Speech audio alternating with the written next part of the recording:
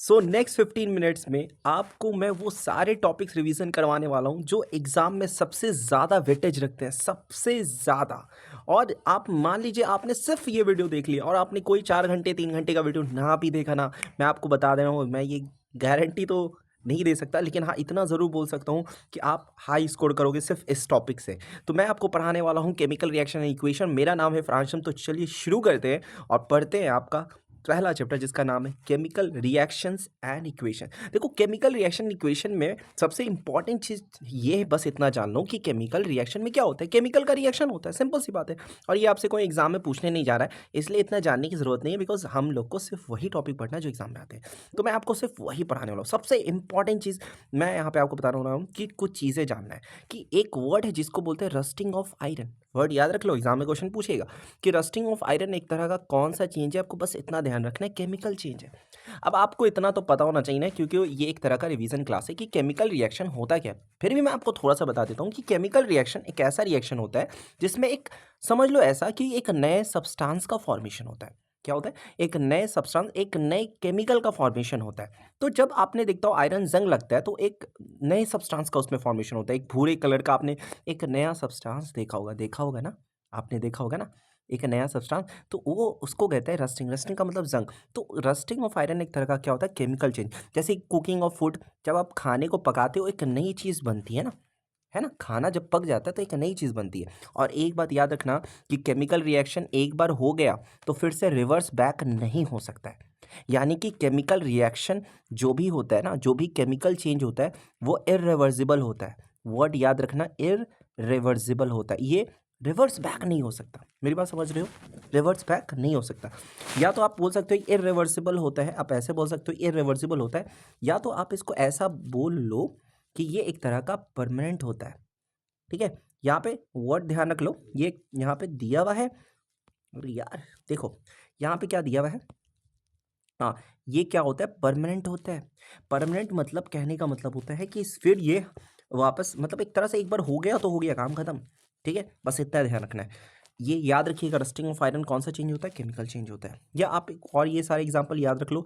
Heating of lead nitrate, lead नाइट, ये heating, ये सब वर्ड, ये सब कहीं दिखे ना आपको, रस्टिंग, हीटिंग, कुकिंग, समझ लो आईएनजी सब दिख रहा है, सोअरिंग, है ना, राइपनिंग। राइपनिंग का मतलब पक जाना। तो अब एक बार फल पक जाता तो फिर वापस वो अपने ओरिजिनल फॉर्म में नहीं आ सकता, तो वो एक तरह का केमिकल चेंज होता है। क्लियर? हाँ, तो अब आगे बढ़ते हैं। इसमें इंपॉर्टेंट टॉपिक है एक्सोथर्मिक रिएक्शन। ठीक है, ठीक। एक्सोथर्मिक का मतलब क्या होता है, इसको तोड़ करके पढ़ो। एक्सो का मतलब क्या होता है, बाहर। एक्सो मतलब एग्जिट से बना है, एक्सो एग्जिट से बना है। तो एक्सो का मतलब होता है क्या, बाहर निकल रहा है। और थर्मल, थर्मस, थर्मिक का मतलब थर्मस होता है। ठीक है, तो थर्मिक का मतलब हीट होता है। तो अगर हीट बाहर निकल रही है, यहाँ पे क्या हो रहा है, इवोल्यूशन हो रहा है। देखो क्या लिखा, chemical reaction which is accompanied by evolution of heat. मतलब हीट का इवोल्यूशन हो रहा है, हीट बाहर जा रही है। हीट जैसे ही केमिकल रिएक्शन हुआ उसमें से हीट एनर्जी रिलीज हो रही है। तो अगर हीट एनर्जी रिलीज हो रही है, हीट एनर्जी बाहर निकल रही है, तो उसको हम लोग बोलते हैं chemical exothermic reaction. Reaction which heat is evolve. आप जो जो मैं बोल रहा हूँ उसको एक कॉपी में नोट करके लिख लो, लिख पाना मेरे लिए पॉसिबल नहीं है, इसलिए मैं बोल रहा हूँ reaction in which heat is evolve. Reaction in which heat is evolve along with the product, उसको कहते हैं exothermic reaction. Clear? Exothermic reaction में यहाँ पे एक है एंडोथर्मिक रिएक्शन। मतलब रिएक्शन, इसमें वर्ड याद रख लो, एब्जॉर्प्शन। हीट एब्जॉर्ब होता है। हीट क्या होता है, इसमें एब्जॉर्ब होता है, इसमें इवॉल्व नहीं होता, हीट एब्जॉर्ब हो रहा है। जैसे कि यहाँ पे एग्जांपल दिया, आपने देखा क्या दिया हुआ है, यहाँ पे देखो कार्बन और ऑक्सीजन, कार्बन डाइऑक्साइड बना और यहाँ पे हीट रिलीज हुआ, इतनी एनर्जी रिलीज हुई बाहर जाके। जैसे ये आपने किसी को हीट किया तो ये हीट बाहर निकली। जब हीट बाहर निकलती है एक्सोथर्मिक, अजीब हीट अंदर आती है, जैसे कि इस यहाँ पे बाहर नहीं निकली, यहाँ पे अंदर आ गई, हीट अब्जॉर्व हो गई। मतलब रिएक्शन के दौरान हीट अब्जॉर्व हो गई, तो उसको बोलते हैं एंडोथर्मिक रिएक्शन। क्लियर है? हाँ कि ना, एंडोथर्मिक रिएक्शन बोला जाता है। आगे बढ़ते हैं, आगे बढ़ते हैं। देखो ये सब इम्पोर्टेंट नहीं है क्योंकि पूछने वाला नहीं है आपसे। ठीक है, मैं वही आपको बताऊंगा जो आपसे पूछेगा। तो ये सब पढ़ के कोई फ़ायदा अभी नहीं है, ठीक है ना, इसमें आपको बाद में बताऊंगा। ठीक है, बैलेंस करना, ये सब एक वीडियो में बना दूंगा बैलेंस पे, तो आप सीख जाओगे। तो इतना मैं आपको वो बता दे रहा हूँ जिससे इस पूरे का, अभी छोड़ो इस सब चीज़ को, ये सब छोड़ो, अभी ज़रूरत आपको इस सब चीज़ की नहीं है, ठीक है। बैलेंस नहीं करना है आपको। आ जाइए, अब हम लोग पढ़ने वाले हैं टाइप्स ऑफ रिएक्शन के बारे में। क्या होता है, सबसे पहले हम लोग पढ़ने वाले हैं कॉम्बिनेशन रिएक्शन। कॉम्बिनेशन का मतलब ही कॉम्बाइन करना। कंबाइन मतलब दो रिएक्शन जब आपस में कंबाइन होते हैं ना, जब कोई भी दो चीज़ आपस में कंबाइन करती है, मिलती है, आपस में मुलाकात होती है दोनों की। जैसे यहाँ देखो, हाइड्रोजन और ऑक्सीजन कंबाइन हुआ, बन क्या गया, वाटर। तो सिंपल सी बात है, इसमें एक चीज़ याद रखना है कि दो अलग अलग रिएक्टेंट मिल करके एक सिंगल प्रोडक्ट जब दे रहे हो, यहाँ पे एक सिंगल प्रोडक्ट, सिर्फ एक सिंगल प्रोडक्ट वाटर मिल रहा है, इसीलिए इसको बोलते हैं कॉम्बिनेशन रिएक्शन, ठीक है ना। ठीक है, हाइड्रोजन और ऑक्सीजन आपस में वाटर दे रहे हैं, ठीक है। जैसे कि कार्बन डाइऑक्साइड और कार्बन मोनोऑक्साइड को जब आप बर्न करोगे तो यहाँ पे कार्बन डाइऑक्साइड बन रहा है, तो ये भी एक तरह का कॉम्बिनेशन रिएक्शन हुआ। आप बस देखते जाओ, आपको बस देखना है, एक तरह से देख रहे हो। उसके बाद इंपॉर्टेंट है कॉम्बिनेशन ऑफ अमोनिया हाइड्रोहार्मोनियम क्लोराइड। यहाँ पे क्या हुआ, इसको आप लीव कर सकते हो, इसमें इंपॉर्टेंट नहीं है, ठीक है ना। एक चीज़ इसमें नहीं दिया है जो मैं आपको बता देता हूँ, नहीं दिया हुआ है, जो नहीं है दिया हुआ है तो मैं आपको बता रहा हूँ कि जैसे कि इसमें ये नहीं दिया हुआ है कि कैल्शियम ऑक्साइड पता है क्या होता है, चूना होता है। जब आप पानी के साथ इसमें ऐड करते हो, वाटर ऐड करते हो इसमें, तो जैसे ही आप इसको कहते हैं, क्विक लाइम कहा जाता है, क्विक लाइम इसको बोलते हैं कैल्शियम ऑक्साइड। इसका रिएक्शन वाटर के साथ होता है, तो पहली बात तो रिएक्शन इसका जब वाटर के साथ होता है बहुत ही वायलेंट होता है। एनसीईआरटी में जब आप बुक खोलोगे तो उसमें सबसे पहले जो the reaction are so violent that it catches fire, इतना वायलेंट होता है कि फायर कैच कर लेता है। और ये एक्सोथर्मिक रिएक्शन का भी एग्जाम्पल होता है कि large amount of heat energy release होती है। तो इसको जब आप हीट करोगे तो इसका फॉर्मेशन होता है कैल्शियम हाइड्रो ऑक्साइड का, ठीक है। और साथ ही साथ हीट एनर्जी इसमें से रिलीज होती है। ये देखो, इसमें भी क्या हो रहा है ना कि दो अलग अलग प्रोडक्ट मिलकर एक सिंगल प्रोडक्ट तैयार हुआ, इसको बोलते हैं सिलेक्ट लाइन। इसको क्या बोलते हैं, सिलेक्ट लाइन। मैं लिख देता हूँ यहाँ पे, सिलेक्ट लाइन बोला जाता है, ठीक है। इसको क्या बोला जाता है,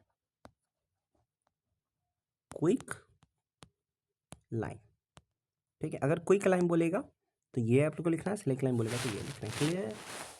आगे बढ़ते हैं, अब हम लोग पढ़ने वाले हैं डिकम्पोजिशन रिएक्शन। क्या पढ़ने वाले हैं, decomposition reaction. Decomposition reaction simple है, इसका अपोजिट होता है यार। इसमें क्या होगा ना कि एक सिंगल रिएक्टेंट टूट जाएगा दो अलग अलग प्रोडक्ट में, बस सिंपल बात है, ये और कुछ नहीं कह रहा है। In a decomposition reaction a compound break down into two और more simple substance by application of, अपने आप नहीं टूटता है। देखो सुनो, जब कोई भी चीज़ टूटती है तो अपने आप नहीं टूटती है, उसको तोड़ने के लिए कुछ ना कुछ चीज़ों की ज़रूरत होती है। जैसे कि आप तो हीट दोगे, या तो आप उसको हीट दोगे मतलब गर्मी, गर्मी से टूट जाएगी, या तो वो इलेक्ट्रिसिटी से टूट जाएगी, ठीक है, या तो वो सनलाइट से टूटेगी, सनलाइट, ठीक है। यहाँ पे नहीं दिया, सनलाइट से टूटेगी, उसको कहते हैं फोटोलाइसिस। यहाँ पे दिया हुआ वर्ड, सॉरी। फोटोलाइसिस का मतलब यहाँ पे लाइट के द्वारा अगर कोई भी करंट, इलेक्ट्रिक करंट के द्वारा अगर वो डिकम्पोजिशन हो रहा है, उसको बोलते हैं इलेक्ट्रोलाइसिस। अलग अलग फॉर्म होते हैं इसके, ठीक है। हाँ, क्लियर होगा। इसके भी बहुत सारे एग्जाम्पल हैं, इस बुक में नहीं दिया हुआ है, आई थिंक इस नोट्स में नहीं ऐड किया हुआ है, ठीक है, मुझे ऐसा लग रहा है, ठीक है। एक वर्ड है, सिंपल सी बात है, ये इंपॉर्टेंट है, इसमें आ चुका है, लेकिन मैं आपको एक और चीज़ बता देता हूँ जो इसमें नहीं दिया हुआ है। मैं बता रहा हूँ, जब आप फेरस सल्फेट को हीट करोगे, ये फेरस सल्फेट है, ठीक है। वैसे तो ये FeSO4.7H2 होता है, ठीक है। जब आप इसको हीट करोगे तो आपको उसको मिलेगा, इसमें से आपको ferric oxide, sulphur dioxide, sulphur trioxide. ये याद रखना है आपको, याद रखना है आपको। जब आप फेरस सल्फेट को हीट करोगे, ये ग्रीन कलर का होता है, ठीक है, ये ग्रीन कलर का होता है, ये याद रखना। ये रेडिश ब्राउन कलर का होता है, कलर पूछ लेता है। तो ये याद रखना है कि इसमें आपको तीन चीज़, इस सिंगल है, इससे आपको तीन चीज़ मिल गया है ना, तो ये याद रखना है इसमें, जो कि इसमें दिया नहीं है मेरे हिसाब से, याद रखिएगा आप ये चीज़। फेरस सल्फेट को हीट करेंगे, फेरिक ऑक्साइड, सल्फर डाइऑक्साइड और सल्फर ट्राइऑक्साइड आपको मिलेगा, क्लियर। यहाँ पे क्या दिया ना, कॉपर नाइट्रेट दिया हुआ है, कॉपर नाइट्रेट। यहाँ पे दिया है कॉपर ऑक्साइड, नाइट्रोजन डाइऑक्साइड और ऑक्सीजन। मतलब बहुत ही सिंपल सी बात में अगर मैं यहाँ पे बताना चाहूँ आपको कि कॉपर नॉट नाइट्रेट जो होता है, यानी कि कह लो कॉपर और नाइट्रेट NO3 का होल ट्वाइस, इसको बोलते हैं कॉपर नाइट्रेट। इतना पता होगा आपको कि जब कॉपर नाइट्रेट को आप हीट करोगे ना तो उसमें तीन चीज़ मिलता है, एक होता है कॉपर ऑक्साइड, एक होता है नाइट्रेट। ये बहुत इंपॉर्टेंट है। ये जो नाइट्रोजन डाइऑक्साइड है ना, ये एक तरह का ब्रॉन फ्यूम्स का गैस होता है। मतलब पूछ लेता है कि कौन सा ऐसा गैस होता है जिसके ब्रॉन फ्यूम्स होते हैं, तो आपसे याद रखना है नाइट्रोजन डाइऑक्साइड। नाइट्रोजन डाइऑक्साइड और कौन सा गैस? Oxygen gas. और कौन सा गैस? Oxygen gas. तो आंख बंद करो, जरूर रिपीट करो। कॉपर नाइट्रेट को जब आप हीट करोगे तो क्या क्या मिलेगा? कॉपर ऑक्साइड मिलेगा, नाइट्रोजन डाइऑक्साइड मिलेगा, NO2 बोलेंगे, जिसमें ब्रॉन फ्यूम्स, मतलब उस इसको जब हीट करोगे ना, एक ब्रॉन फ्यूम्स निकलेगा, पूरा एकदम भूरे ब्रॉन फ्यूम्स वाले आपको है ना धुआं देखने को मिलेगा। वो किस कौन सा गैस है? वो नाइट्रोजन डाइऑक्साइड है। और साथ ही साथ आपको कॉपर ऑक्साइड जो कि सॉलिड फॉर्म में दिखने को एक ऑक्सीजन मिलेगा। क्लियर? ये डिकम्पोजिशन रिएक्शन का एग्जाम्पल है, हाँ कि ना? ठीक है। और एक आपका एग्जाम्पल आता है आपका इलेक्ट्रोलाइटिक डिकम्पोजिशन। बहुत ही सिंपल है। इसमें वाटर क्या होता है ना, हाइड्रोजन ऑक्सीजन में ब्रेक हो जाता है। बस आपसे ये पूछता है कि हाइड्रोजन और ऑक्सीजन कलेक्ट कहाँ होता है। देखो, ऑक्सीजन जब भी कलेक्ट होगा, यहाँ पे एक अपैरेटस होता है, ये एक रॉड होते हैं या दो जगह रॉड होते हैं, एक बैटरी के, ये दोनों बैटरी से कनेक्ट होता है। तो जिस तरीके से ऑक्सीजन, देखो ऑक्सीजन जब भी कलेक्ट होता है ना, तो ऑक्सीजन याद रख लो एनोड पे कलेक्ट होता है, ये वर्ड याद रख लो, एनोड पे कलेक्ट होता है। हाइड्रोजन हमेशा कैथोड पे कलेक्ट होता है। कैथोड याद रखने का तरीका आप याद रख लो, बिल्ली के मुंह में हाइड्रोजन में आपने ठूस दिया, कैट, कैट से हाइड्रोजन बम याद रख लो, है ना? कैट, कैट से क्या ना, आप कुछ भी याद रख सकते हो। Cat hydrogen, cat cathode, oxygen anode, यहाँ पे कलेक्ट होता है। डिटेल से बताना पॉसिबल नहीं है बिकॉज एग्ज़ाम है आपका, आपको वो चीज़ चाहिए जो आपका एग्ज़ाम में डायरेक्ट हिट कर जाए, और यही सारी चीज़ें एग्ज़ाम में आती हैं और कुछ नहीं आता है। आपसे ये पूछेगा कि व्हेन वाटर इज इलेक्ट्रोलाइटिक में होता है, ये सारा चीज़ नहीं पूछेगा जो मैं बता रहा हूँ, बस उतना ही आपको याद रखना है। आगे बढ़ते हैं।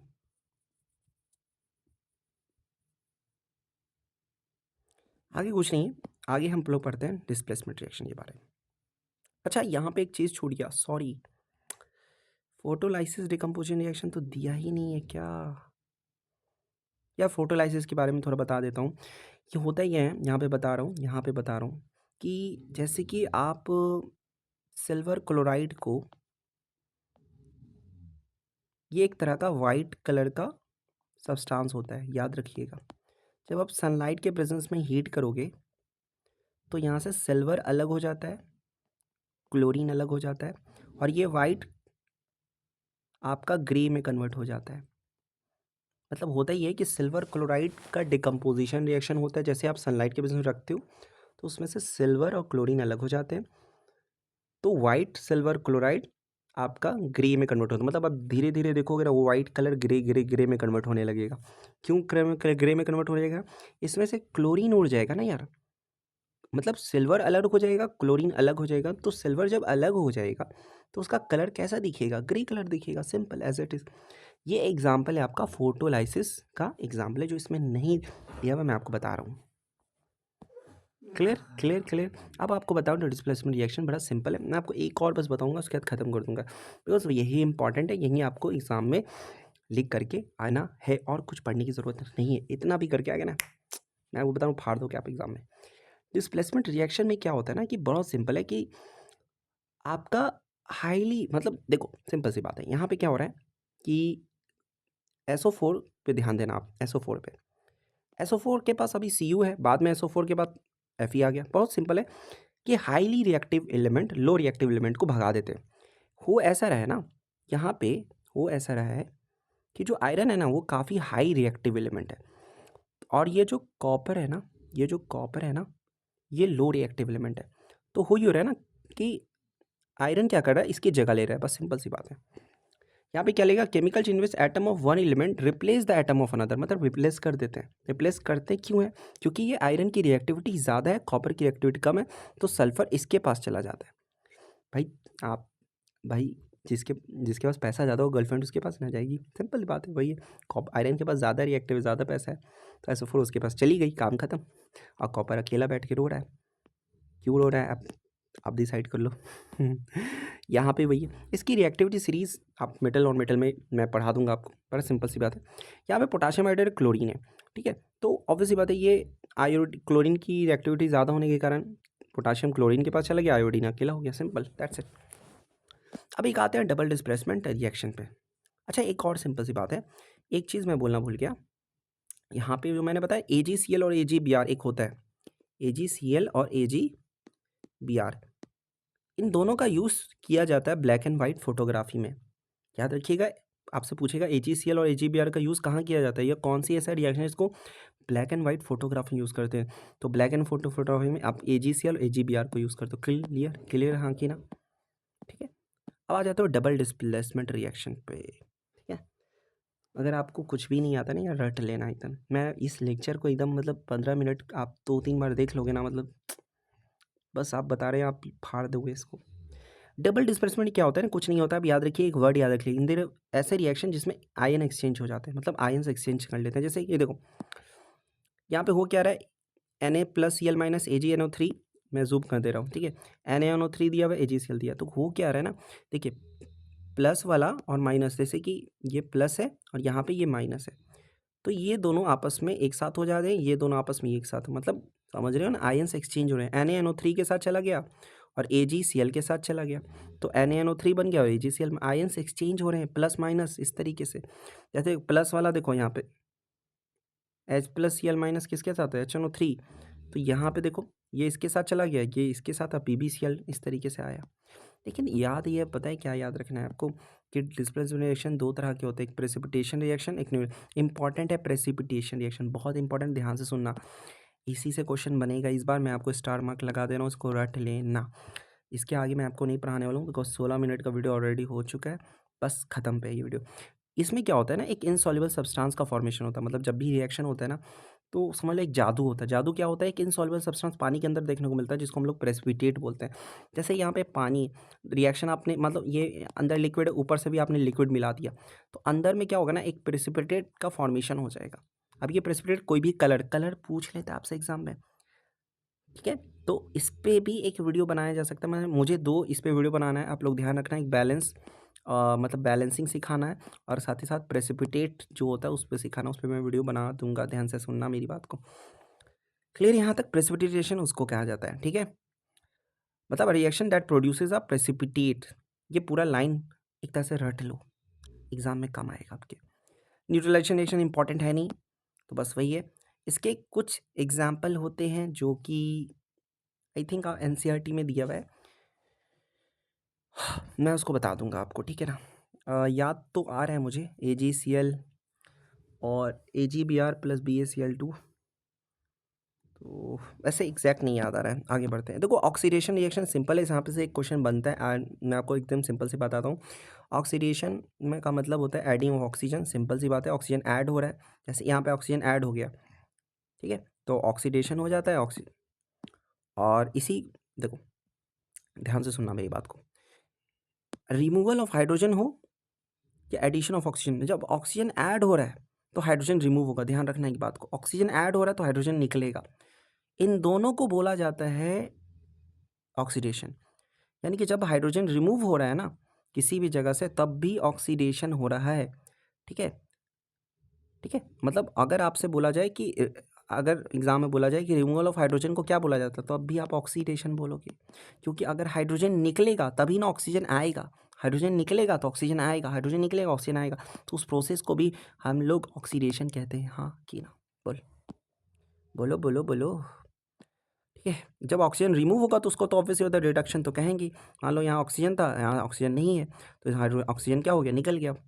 हाइड्रोजन आ रहा है, हाइड्रोजन आ रहा है तो ऑक्सीजन जा रहा है, तो हाइड्रोजन का आना एक्चुअली में रिडक्शन ही होता है। इसमें देखो, अगर आप ध्यान से देखोगे तो हो क्या रहा है, रिडॉक्स एक्शन का एग्जाम्पल है MgSO4, Mg, यहाँ पे ऑक्सीजन आ गया ना, तो Mg के पास ऑक्सीजन था नहीं, ऑक्सीजन आ गया, तो ये क्या हो गया, ऑक्सीजन आ गया ना यहाँ पे, तो ऑक्सीडेशन हो गया। यहाँ पे ऑक्सीजन था लेकिन यहाँ देखो ऑक्सीजन चला गया तो रिडक्शन हो गया, तो एक साथ हो रहा है तो उसको बोलते हैं रेडॉक्स रिएक्शन। रेडॉक्स रिएक्शन मतलब दोनों एक साथ हो रहे हैं, ऑक्सीडेशन और रिडक्शन दोनों एक साथ हो रहे हैं, एक साथ, ठीक है। अब ये ऑक्सीडाइजिंग एजेंट है क्या, बड़ा सिंपल सी बात है। देखो सिंपल सी बात है, मैं आपको बता देता हूँ।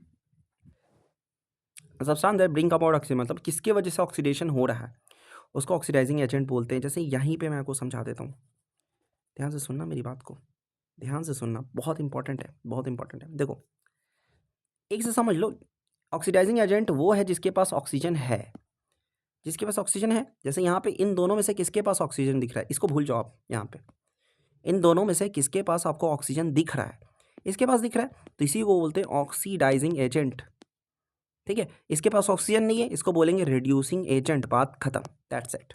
और एक एग्जांपल दे दें, बोलो, और एक एग्जांपल दे देते हैं। आप लोगों को चैन सुकून नहीं मिल रहा होगा, तो चैन सुकून देखो, चैन सुकून की नींद नहीं आ रही होगी आपको। देखो इसके पास ऑक्सीजन है यार, यहाँ पे तो दोनों के पास ऑक्सीजन है। यहाँ पे अब देखो, यहाँ पे ऑक्सीजन क्या हो गया, देखो ज़रा ध्यान से, तरह इन दोनों पे नज़र मारना, यहाँ ऑक्सीजन गायब हो गया। ऑक्सीजन गायब हो गया कहने का मतलब क्या हो रहा है, यहाँ पे ऑक्सीजन नहीं है कॉपर के पास, तो यहाँ पे इसका हो गया रिडक्शन, और यहाँ पे इसका दो, एक ऑक्सीजन था, यहाँ पे 2 ऑक्सीजन आ गया, यहाँ पे हो गया ऑक्सीडेशन। तो एक याद रखना, एक बात याद रखना, जिसका रिडक्शन होगा वो ऑक्सीडाइजिंग एजेंट होगा, और जिसका ऑक्सीडेशन होगा वो रिड्यूसिंग एजेंट होगा। बस एक ट्रिक है, जिसका ऑक्सीडेशन होता है, जिसका रिडक्शन रिडक्शन हो रहा है वो ऑक्सीडाइजिंग एजेंट है, और जिसका ऑक्सीडेशन हो रहा है वो रिड्यूसिंग एजेंट के अंदर आएगा। काम खत्म, पैसा हजम, इतना याद कर लो। मतलब इसका हो रहा है रिडक्शन, यहाँ ऑक्सीडेशन था, यहाँ यहाँ कॉपर का ऑक्सीजन है, कॉपर का ऑक्सीजन नहीं है, तो मतलब इसका रिडक्शन हो रहा है, मतलब एक तरह से ऑक्सीडाइजिंग एजेंट है, बात खत्म, दैट्स इट। समझ गए? तो काम खत्म करते हैं और मिलते हैं, tata bye bye, see you next chapter में। तब तक के लिए शब खैर। ये पढ़ लीजिएगा, बहुत ईजी है, इतनी ये हम पढ़ाने वाले हैं नहीं।